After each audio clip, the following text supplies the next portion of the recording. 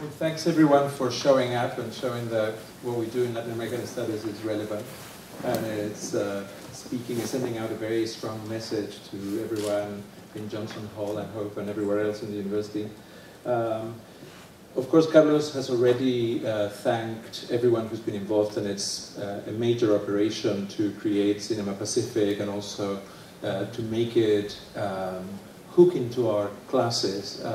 Guillermo has just come back from my Spanish 328 class, US Hispanic Literatures, which he has enjoyed. I think, hopefully enjoyed the conversation with our undergraduates who are studying the creation of the Mexican-American border as something that was created, that was not just being built now, but was at some point drawn on the map. And he has been someone who's been pretty much obsessed with that creation, that building of the separation within the landscape, the drawing of a line on a map that separated the two sides of a river, the drawing of a line that separated entire villages like Los Dos Nogales in Arizona. He's not just a filmmaker, which is probably what most of us know about him. He's also a novelist. And to me, as someone who's trained in literary studies and in literary criticism, is even more important. He's a very good novelist. I've been reading Buffalo Night, La Noche del Búfalo, and I have so many quotes from that I could just use to introduce him. But I'm going to only use one that I think describes the concision with which Guillermo Arriaga writes. The evocation of an entire mythology combined with the sort of challenge of Mexican identity as an identity that is bound on destruction. His entire career has been devoted to challenging those stereotypes and challenging the images that the media have built around banditry and illegality and humanizing people. And humanizing violence, and how a violent character is violent not because he's such and such a nationality, but because he is, as he says in Buffalo Night, the King Midas of distraction. Everything he touches turns into distraction, destroying. He's a screenwriter, but also a film director. He's recently directed a novel that was partly shot in New Mexico, but partly also shot in Oregon, which in a way visualizes these two landscapes that he is so keen on, and which in a way transition, for me at least visually, much more nicely than the red and blue of a film like Traffic.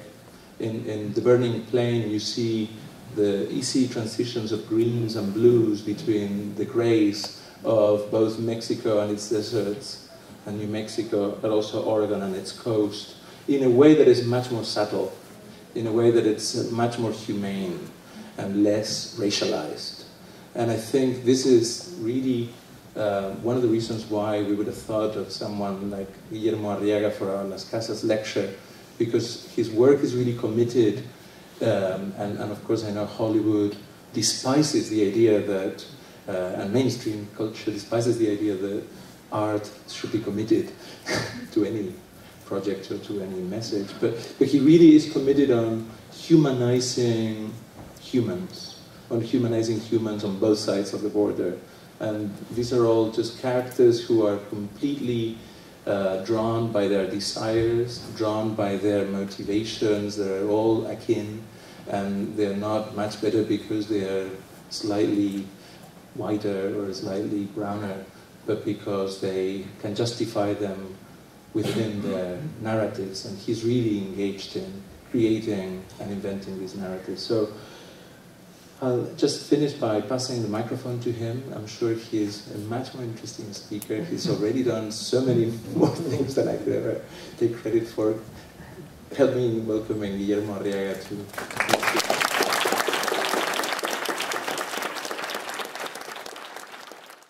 Every country is an act of imagination. Really, and it's a very new concept. Imagine through all the history of the human race, the concept of nation is basically new. And it's an act of imagination.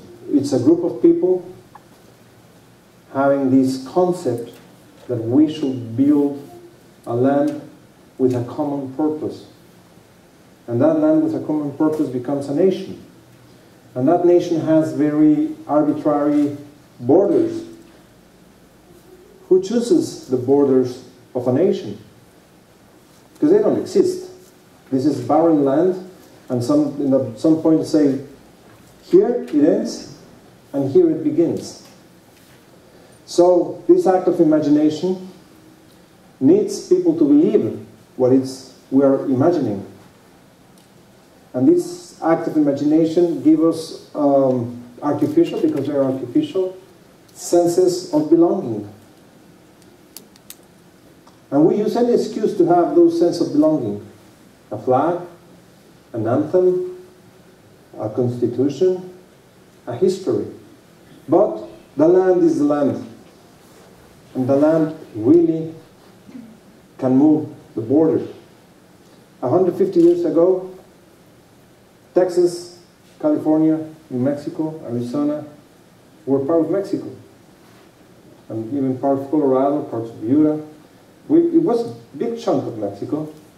That land, because of this imaginarium, changed. Why can't borders be erased?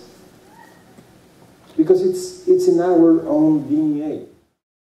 You'll be surprised of how much of animal still remains in us.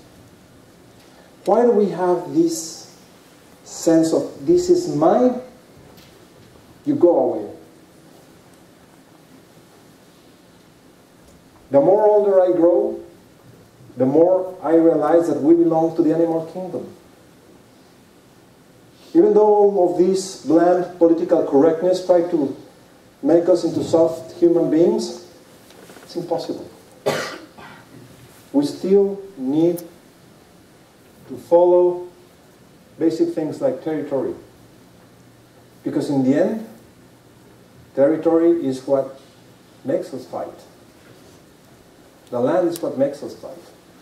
So I'm obsessed with the border, because the border is completely artificial. I was shooting a film called The Burning Plain. I shot it in Columbus, New Mexico. By the way, it's a town who has no houses. It's all trailer homes. It's amazing. There's no bricks, no nothing, only trailer homes. Of course, all of them are Mexicans who lives in this side. And I was just, Mexico, there's no river there. It's a rail, this tall, a train rail, which has been put there for the only reason that stolen cars cannot go easily. And you sit there, and then you have, on one side, you have Mexico, on the other side you have the United States. The same land. What makes us different? What makes us different is how we imagine our own country. And this imagination has so much historical weight that it has created a prejudice. We have been prejudicing each other. I was telling on the previous class I was invited, the misconceptions the Mexicans we have about the Americans. When I was a teenager and we wanted to have sex, we went with gringas in Acapulco. They were easy targets. It's because they are in Mexico. Because in the States they behave completely different. They are prudish. They come from a Puritan construction. I was saying also that the Americans think that we Mexicans, we are very noisy. We Mexicans think that you Americans are very noisy. No? Who's the noisy? So we have been splitting ways of understanding,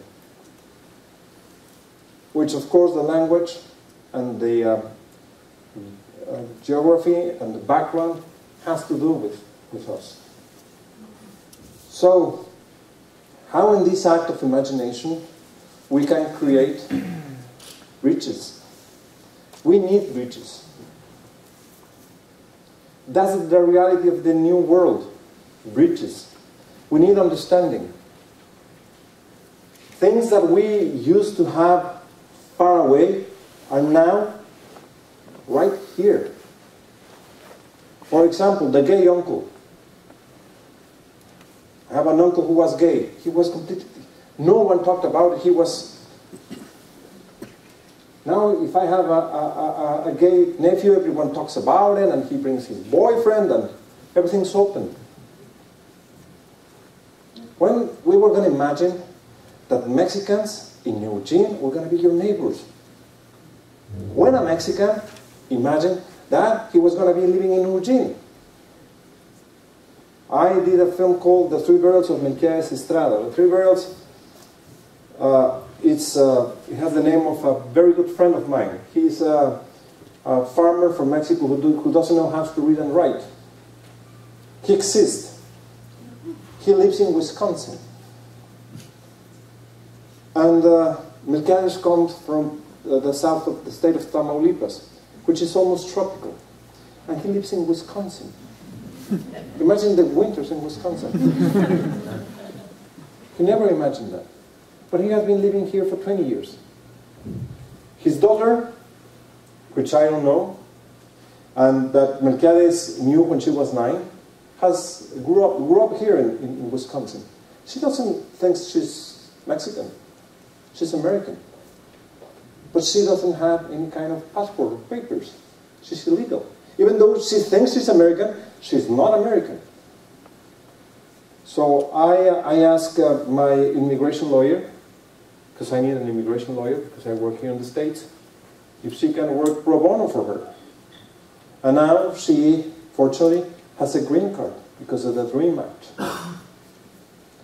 But when my friend Melquiades, who was a farmer, thought of moving all the way up to Wisconsin, not Texas, not New Mexico, Wisconsin. Who declared Wisconsin? If someone here works in the Border Patrol, please don't go after him. So his kids, 2 of them were born here. What happens with that? I know it's difficult for many Americans to understand all these new foreigners who doesn't speak the language coming to be our neighbors. They don't speak the language, they don't follow the culture, they are different. Even they have different color, different size, different visions of life. It's understandable that many of you are pissed off. But let's think about it. In the 80s, Ronald Reagan and Margaret Thatcher, who just died, they pushed for an economic agenda, a very strong economic agenda. I called it the Walmartization of the world. All the pop and mom business, they vanished. Is the homogeneous, you say? The homogeneous way of watching life. The excuse is that the American people like to know where they are going. And if I'm living in Kentucky, I want to go to Eugene and find exactly the same restaurant and exactly the same hotel I have at home. They don't want to be adventurous. That's in the mind of the corporate mind. So, with the Walmartization of the world, pushing to have corporate business, the idea of Thatcher and Reagan is that if we have strong entities, economic entities, they will, how you say, trickle down jobs, which was true. But it was such a concentration of economics that they become like huge transatlantic. That's why we have this great crisis here in the States. They move very slowly. When we have the pop and mom business, pop and mom, wow, the pharmacy is not working. Let's have a convenience store. The convenience store is not working. They have a little hotel. They have mobility. Well, the Walmartization of the world dictated the prices, dictated the kind of jobs. And suddenly, in countries like mine, like Mexico, these poor farmers were completely devastated. They had no more jobs because it was a small-scale economy. They had to belong to this corporate big economy. They pushed, the Americans and the First World pushed for economic treaties. They wanted the free flow of products. Well, they don't understand. If you want free flow of products, it has to be also free flow of mano de obra, labor. That's inevitable. The huge corporations who were dictating the thing need the labor. So that's why my friends, which I met in the 80s, who were having their own land and having their own products, suddenly it was funny because they say to them, if you work hard, you're going to be rich. They worked hard. I saw them. They worked hard. They have the best crops of their lives. Guess what? They broke. Having the best corn crops of their lives and sorghum crops of their lives, they broke. How can you understand that? Because it was so healthy, those crops, that the price plummeted. So the only chance they had to sold it was even cheaper than what it cost to buy the seeds to plant. So suddenly they found out without any kind of money in Mexico and in the third world. And I'm telling you, I understand perfectly Americans that are angry to have strangers, foreigners. It's reasonable and understandable. But also we have to see this in the macro concept.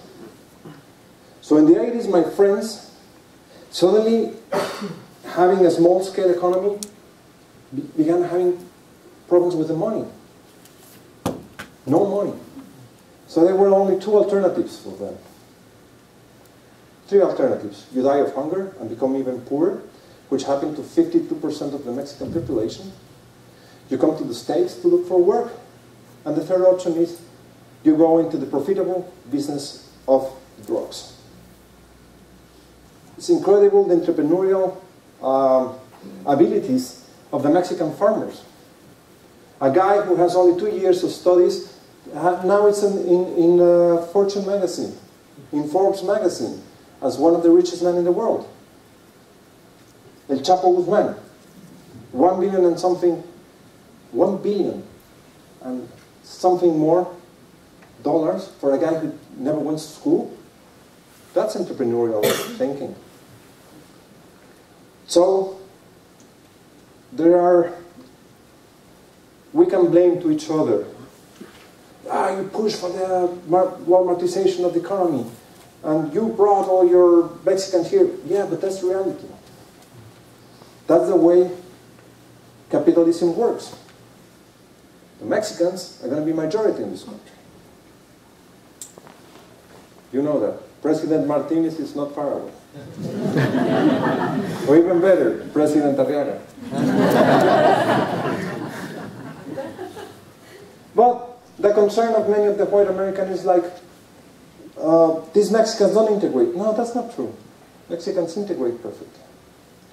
And instead of having intelligent measures to solve this, they have always, we are looking for the worst measures to attack the problem. You know what the word genuine comes from? No? No one? A genuflection is making this with your leg. So genuflexion means genu, knee. In the Crusades, when these guys went to fight far away, they come back and this woman, his wife, with a kid. Ah, this is your son. I says, oh yeah, I've been out. So the only way to see if it was his son or not, he put it on his knee and watched him. And he said, yes, he's my son. He was genuine. He was approved on my knee. Beautiful story, isn't it? I have many etymologies. The word penetrate, you know where it comes from, penetrate? No? You're thinking of sex. Penis. Everyone thinks of sex when I say penetrate. No! It doesn't have to do with sex. You know when they put in the visa sex, we Mexicans put 25 times a day when we are tired. Penetrate comes from penus. Penus was the farthest place in the house where we keep the groceries and the food so the animals will not come and take it. So going to the deep part of the house, to the penus, was penetrating. You are going to the deep part of the house. And I can go and go and go. Etymologies. So he goes and he has to believe in this. So there are human stories that we seldom think about them. We despise these migrants because they are different. I know a Texan who say, well, you Mexicans, you don't care about your fellow nationals dying, isn't it? Why you say that? Oh, you Mexicans, you don't care for life? Really? Like Obama said yesterday, really? Do you really think that? Of course it's very painful. My comadre, I'm the godfather of the sons of Rosa and Pedro, Evelia and Lucio. My comadre Rosa, she came to the United States to work. And suddenly she disappeared. No one heard from her again. And my friend Pedro, her husband, was desperate. They looked for morgues, they looked for hospitals, vanished in the desert. So he grew up his hair. Said, I will only cut my hair when I know where she is. And he had it like here, when she suddenly appeared. What happened? She tried to smuggle into the United States with a false passport, which is not the same as being an illegal alien. So she was put into jail for 1.5 years, incommunicated. And who she was going to call? You think Mexican farmers have a phone? You're like, hey, how are you? So she was lost. And my friends say that every afternoon he went to the places where she was tending the cows to cry. It's very painful. These people really suffer. I was talking yesterday about jealousy. Imagine that you go to the United States to work for 10 years, you don't see your wife, but every month you send money. Maybe the wife is taking the money and having sex with everyone in town. You don't know. Or maybe the Mexican is the guy who's having sex with everyone in the States. Jealousy is very important, and it's very painful.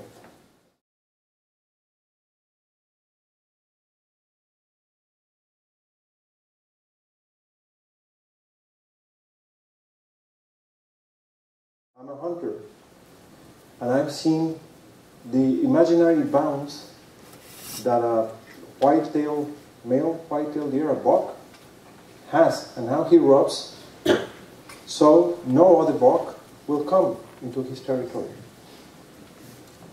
So the creations of borders are inherent to our Darwinesque life. Now I would like to show you a short film I directed. This is made with non-actors, among them a man 82 years old who has never been out of his town, and kids who have never been to a cinema, ever. We were selected for the Venice Film Festival, and I invited this man to go to Venice, and he said, well, will you bring me in the afternoon? I say, no, you need at least 1 week. I say, who's going to take care of my cows? He has 2 cows. I say, I'll pay for someone. No. I only know how to take care of my cows. So, in the end, his daughter convinced him to come to Venice. And the first time he went to a cinema, it was 2,000 people from all over the world at the Venice Film Festival. And he had a standing ovation. And then he had a meeting with the Pope. And he was giving autographs. And now he's a famous guy in Mexico. So if you want to be famous, work with him. Have you listened to this guy, Brad Pitt? He owes me. Okay. It's called The Well.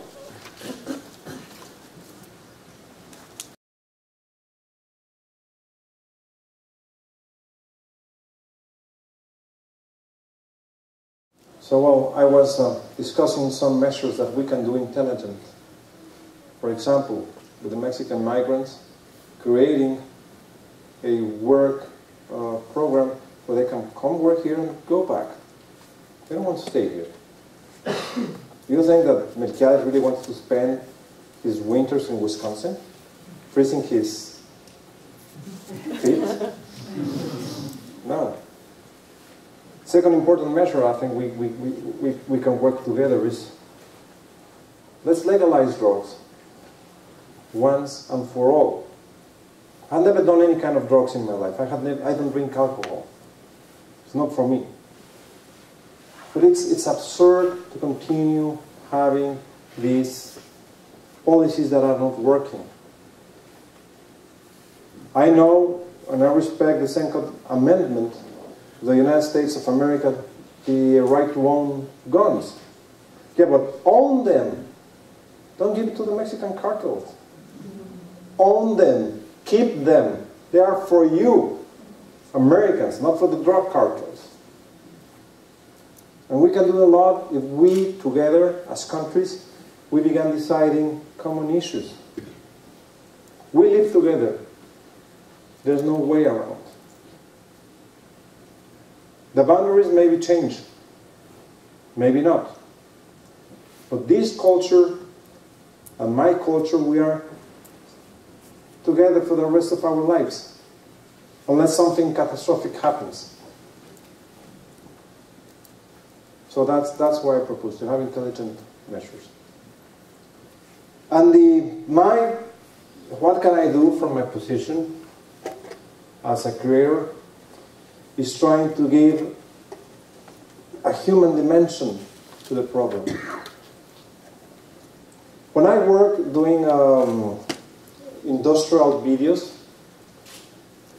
they ask me to do something about safety in factories. So the previous videos was, is the worker that comes out with his family. You have to work safe on your place of work because your family is waiting. And he comes out. Okay, so I did something completely different. This is a guy who works, and suddenly he pays no attention, and the machine rips his arm off, and all the blood, and saying, take care. Your family is waiting. Which one do you think it will work better? I do a campaign for funds. And it was something very, all the previous campaigns were like, statistics, Mexico is very poor, blah, blah, blah. But if I show you a 4-year-old girl whose, and this is real, brother died in his arms while she was keeping him in her house made of the pieces of rock that you discharge, and it was raining, and the 6-month baby died in her hands. What has more impact? The human story or the statistics? I can tell you all the statistics about pedophile priest. Oh, this is terrible. But if I show you a priest raping a 4-year-old kid, you'll say, wow, this is serious. So that's my job. My job as a creative person, I would not say an artist, that's too much for me. As a creative person, is to make you look where you don't want to look.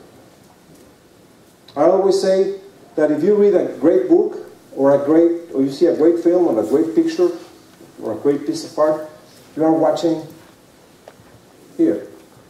The great book slightly moves you. And you watch something you never imagined. The great book makes you look completely in a direction you had never imagined. That's the purpose of literature. That's the purpose of cinema. Not only entertaining, but making you see in places you have not been used to see. I was telling the previous group about death. That I grew up, in my high school there was a skeleton in the class. A real skeleton. So every day we dress him differently. He was a tall guy. It's a very big skeleton. So we put him caps and scarves and coats. If I bring a skeleton here, will you be scared? No. You won't. And it's a dead guy. But if I bring a 3-day-old corpse and hang him here and he's still dripping, will you feel awkward? Why? Because of the worms? Why? You identify with it? More. It's more human. It's still we. But we are refusing to see death. More and more and more and more, we refuse to accept death. All these plastic surgeries, it's artificial fight against death. It's like if we are like, we are dying less. And I don't know here in Eugene, but in big cities we are more and more and more and more alienated from nature. Extremely alienated from nature. Extremely alienated from death. Because this, you know what is that? Is that tongue licking on me. I'm telling me, you know something? You're going to die. This is death. Women.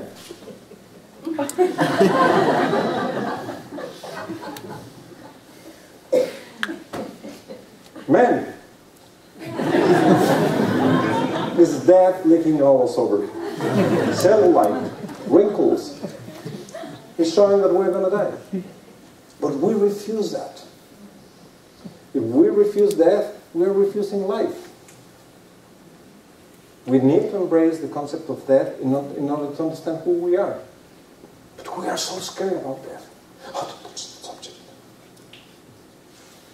So that's my purpose as a creator, is to give a human dimension to things. That's why I made the 3 burials of Melquiades Estrada. I wanted to have a corpse as a character. In the Burning Plain, I wanted to have naked women without seducing. Why always a naked woman in cinema has to be seducing? You can have naked women completely devoided and alienated from everything. Why can't we not show people like it's in real life? So I have that purpose of showing nakedness and showing death as natural as it is. That's my job. My job is to make an American feel how it will feel to lose your kids in the desert. There's an organization in Mexico that, you know, parents leave to the United States, they pay a coyote to send the kids later, and the coyote sees the border patrol, they run, and they leave these kids in the desert. 6-month babies, 3 years, and they don't know who they are. Who's your dad? Dad. Who's your mom? Mom. They don't know even how to talk. And there are thousands of kids lost in the desert. Walk in the Arizona desert, you'll see corpses of kids and women who didn't make it, or guys. You never think what it means to walk 300 kilometers through the desert. That's what I did in Babel, when the nanny loses the kids in the desert. Americans were really, oh my God, it's so strong. Yeah, but that happens to Mexicans all the time, every day. So my purpose, not political purpose, my storytelling purpose is to make you feel that there are humans behind these stories. That's what I try to do in my novels. There are humans. And as I said yesterday in the cinema, every life is worth it. Every one of them. Why are we going to despise one life over the other? Who do we think we are to despise the life of one or the other? And every time a guy dies, something dies in the person who surrounds that person. Because our identity is not only created by ourselves. Our identity has to do with the people that's related to us. Imagine, for example, this little kid that died in Boston. That death is going to take years to be overcome. Any one of yours, if you died, there's reverberation. Someone is going to be hurt. Your dad or mom, your grandfather, your sons, your friends, your girlfriend, your boyfriend, whoever. So, my job is to make life to have weight and violence. I did violence. I lost my sense of smell at the age of 13 because of violence. Because I had to fight every single day in the neighborhood I grew up. I knew the consequences of violence. I've seen people stabbed, I've seen people shot, I've seen people battered. I suffered the consequences of violence. I was battered, I was shot, I was stabbed, I was burned. I know that violence has a consequence. So when I see a film where the hero crashes the car and goes like that, and there's like 1,000 people died, innocent people died because of the accident, and he's like, oh, and he walks away, I say like, hey, violence has a cost. It's a huge cost. So I make violent films and violent books, not for the sake of violence, but to understand that violence is not funny. I understand. I'm a good friend of Quentin Tarantino, and he makes fun of violence. He makes it with another purpose. He wants to make it so absurd it's ridiculous. I want to make it so real that it's ridiculous. But we cannot continue making fun of violence. We cannot continue making of despising life. We have to look in some places. I don't know if you notice in the short film I just showed you, the little kid is not dead. He goes and shoots him and is still alive. Oh, those Mexican kids, they never die. They are resistant. That's the great tragedy of this man.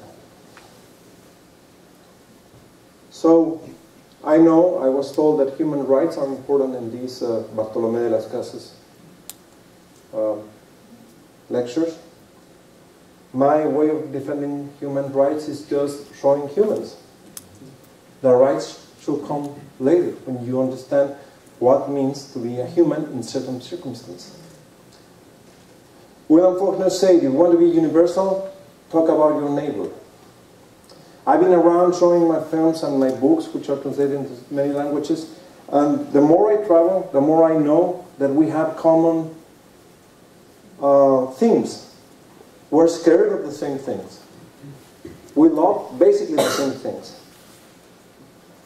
We are very much equal. And we think that culture makes us different. No. We're very basic. We come from these guys. The other guys before mine. We come from these guys, all of us. Believe it or not. We all, you know this National Geographic study, we all came from Africa. Unless you are against the Darwin evolutionism and you believe in creationism, I believe in evolution, I think we all come from the same place. And we share it. I don't know if you want some Q&A.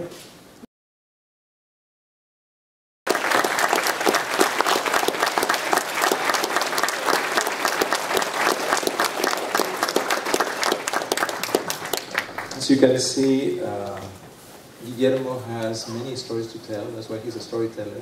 He gets paid to be one. Happily for all of us to be his audience today. And we would now like to open the floor for your questions. I'm sure you have many. He's mentioned, I think, most of his films. We've even been able to watch one of his latest shorts. And, you know, I get the right, actually, to probably ask the question. You know, from Amores Perros, which I don't want to publicly discuss the authorship of that film, because I know it's a very contentious issue. But from Amores Perros, we can see that it is actually not Iñárritu's story, but very much Guillermo's, because we see these animals, and we see these humans, and these boundaries between the human and the animal. And as a hunter and writer, I've seen also on the internet that you claim that you're more of a hunter than a writer. What is your relationship? Do you own animals?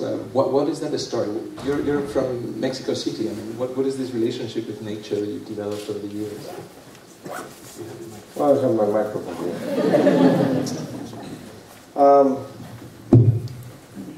You know, the reason I hunt, it's because nature is not only the beauty of nature.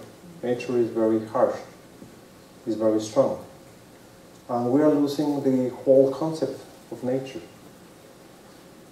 I don't know where it comes from, but I have that urge of hunting since I was 4 years or 3 years old. I think of myself as a hunter since I was 3 years. I want to be a hunter always. So hunting has been in my mind. Hunting is not just going to kill an animal. Hunting is understanding your position in nature as a predator and hunt. The more old you grow, the more you want to take off advantages over the animals. Right now I'm hunting with bow and arrow, and next I will try to hunt with a spear. And try to be as proficient with the spear that I will not hurt the animal, but kill it. People think that because they don't kill animals, death is not there. What happened is that we have transferred the death in the hands of others who make the dirty job for us. And I was saying in the previous class, not even being a vegetarian makes you innocent. In order to grow, even in your yard, vegetables, you have to destroy the woods. I have seen thousands of acres burned in order to crop the carrots. But this material that Colombia and the North Face love, it comes from petroleum. You know the destruction that petroleum brings? So let's not be hypocritical. People say, like, why don't you take photos? because photos don't taste good. I like my organic food. I like my meat without any hormones. And I like the rite. I like the passage of rite. The rite of passage, sorry. I like that sense that that animal becomes my God. I follow and I chase an animal. I don't kill any animal. I choose that one, and that becomes my God. And that memory remains for me the rest of my life. I have a strong relationship. I think it's a strange relationship. But we live in a society that doesn't close its circles. That's the concept of alienation is we don't close circles. We go to the supermarket and buy the meat. You know how that animal died? You know where that animal comes from? Do you think that animal was skinned when it was already completely dead, or it was skinned while it was still alive? You know what kind of hormones it has? I know where the animals died.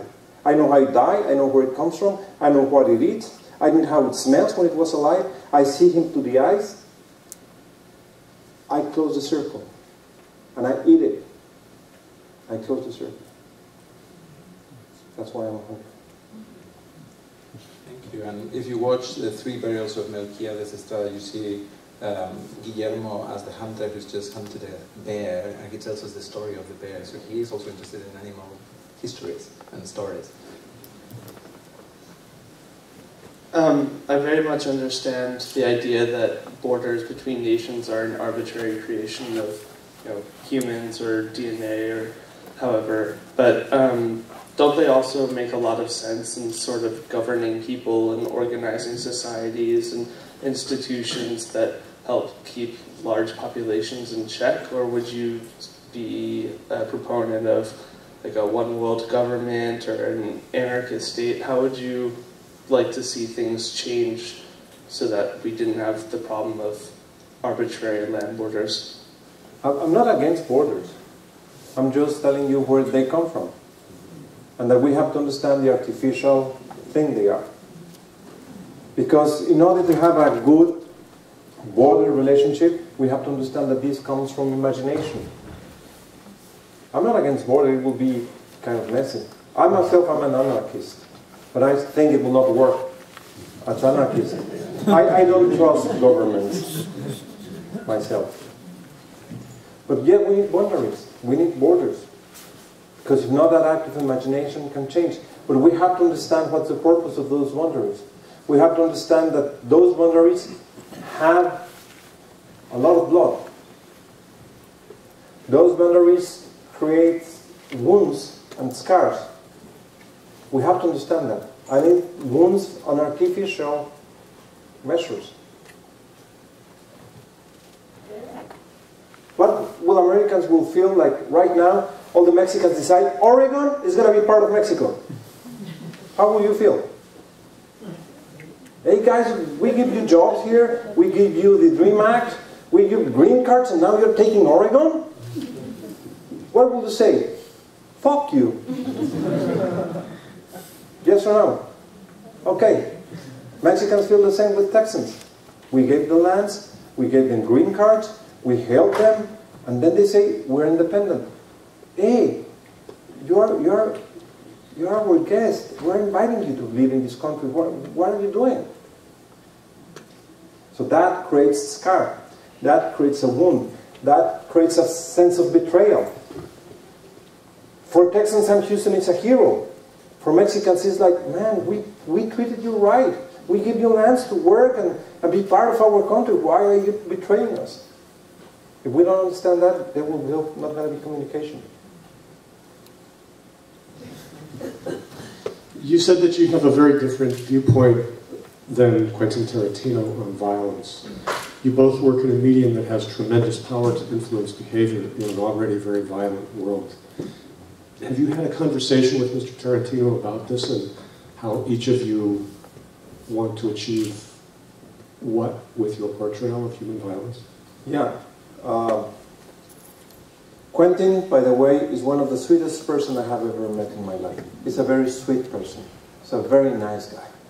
And a very intelligent and cultivated and knowledgeable man.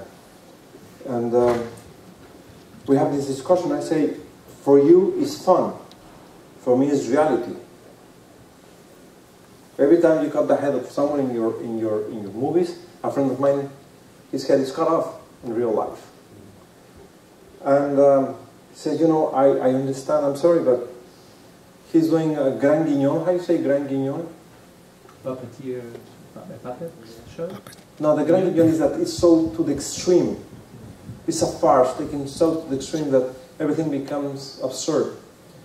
And if you see his two last films, he has like a social purpose. He's taking violence as a way of revenge against the Nazis, and he has violence as against of revenge against racists. Is to take the point. So I think that he has become a more responsible artist with his media, personally. And I have been trying to portray violence as something that really hurts, because violence hurts.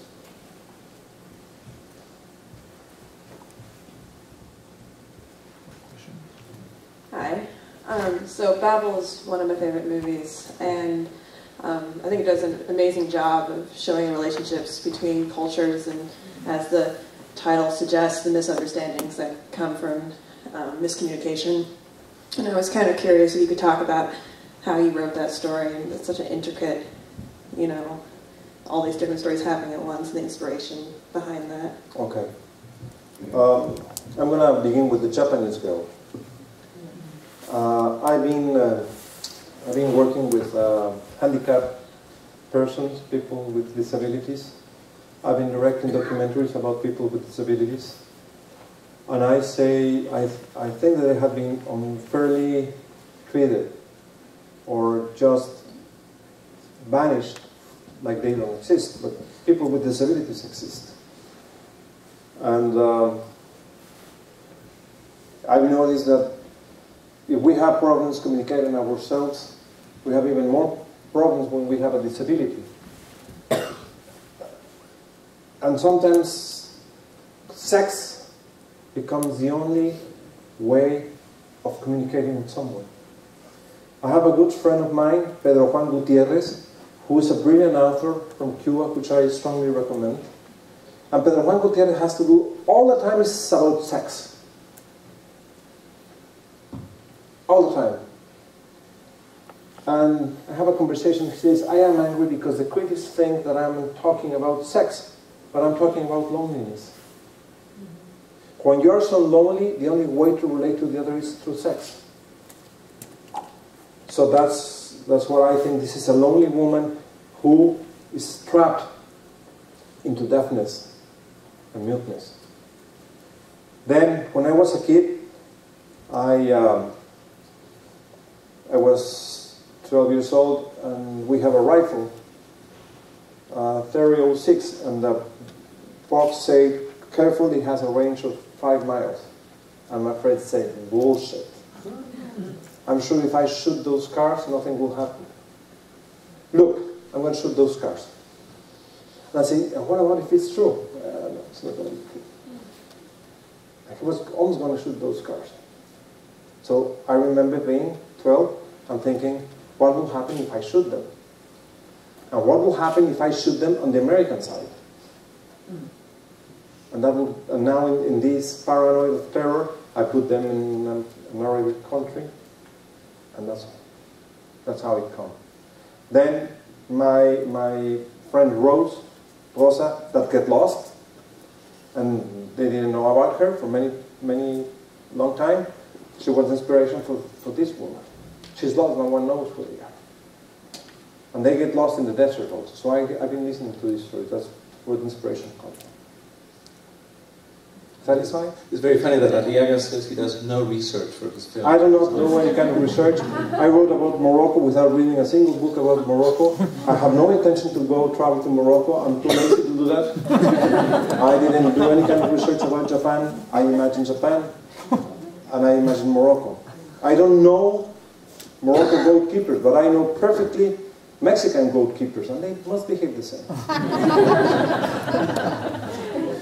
And I have a teenage daughter. And a teenage daughter in Mexico City should behave the same in Tokyo. More if she's there.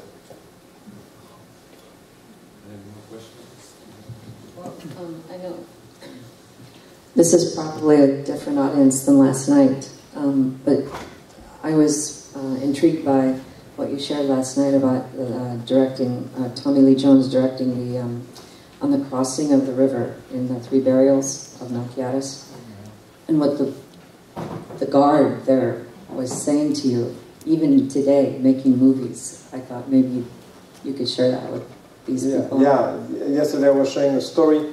There's a scene in the Three Burials where Tommy Lee Jones crosses by horse the Mexican border, the river. He crosses the river.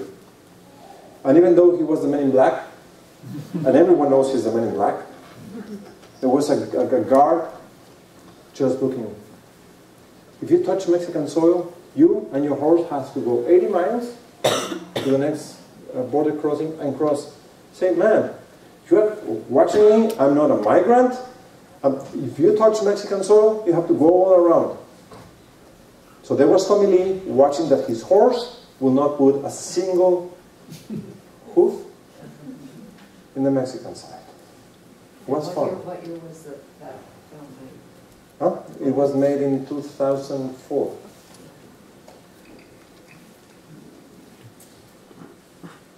So, happens.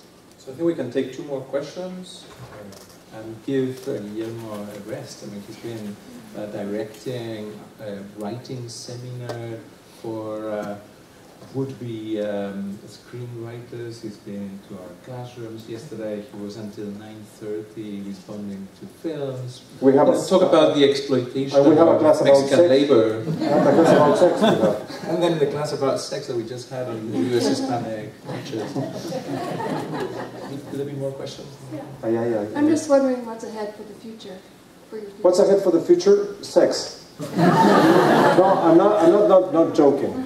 You know, these subjects which we never try to address in a dinner table, which are religion, sex, politics, and substances. So, and the producer and the creator of the concept, I have 2 partners, Alex Garcia and Lucas Akoskin, and the 3 of us, we got directors from all over the world to make a short about religion, their own religion. So we have people like Emil Kusturica, like Mira in Serbia, Mira Nair in India, Warwick Thornton in Australia, Hector Babenco in Brazil. I don't know if you're familiar with these names, but all of them have won Cannes or Oscars, like Mira Nair. Hector Babenco did the Kiss of the Spider Woman, for example, nominated for Best Director. Mira Nair won the Oscar. Emil Kusturica won Cannes twice, the Palme d'Or. So I have all these great directors making a film about religion.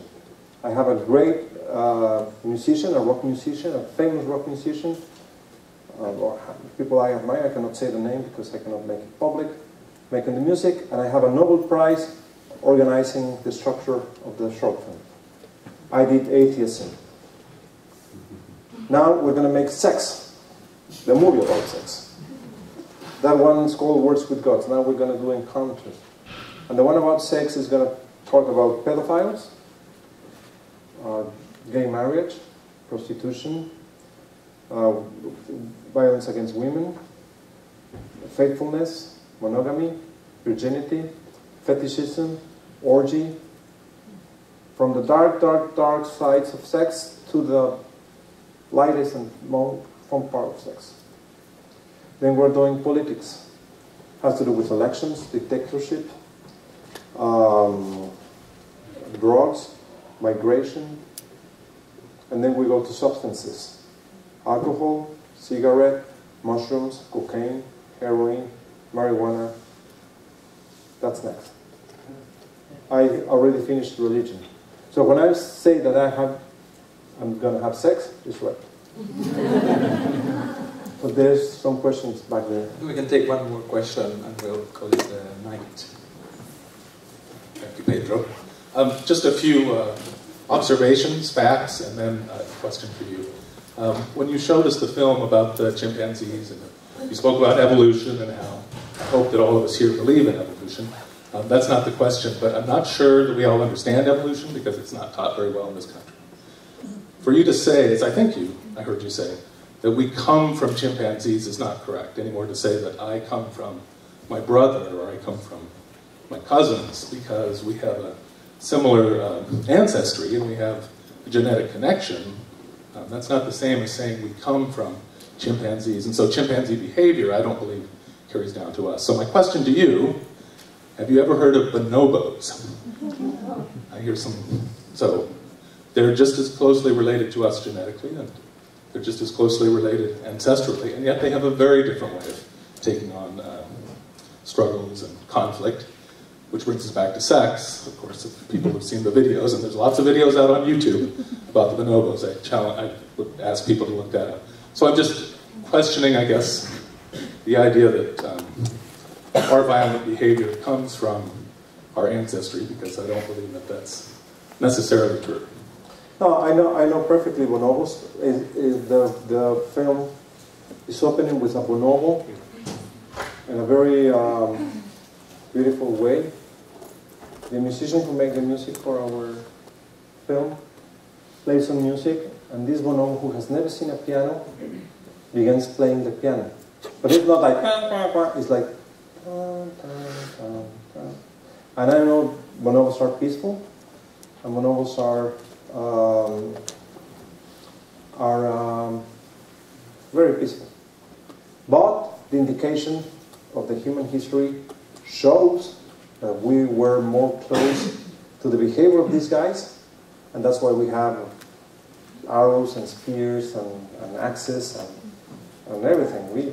We'll still have this predator thing. I know that we have, even with orangutans, we have more connection in terms of DNA and bonobos. But the behavior, I think, at least what I have seen in museums, well, okay, I come from chimpanzees, you come from bonobos. Maybe we are, yeah. That's why you have a hair and I don't. Thank you so much. The man Okay. is the style, and he is here to demonstrate that in his talk, in his style, its fractures, but it all makes so much sense. Thank you so much, Guillermo.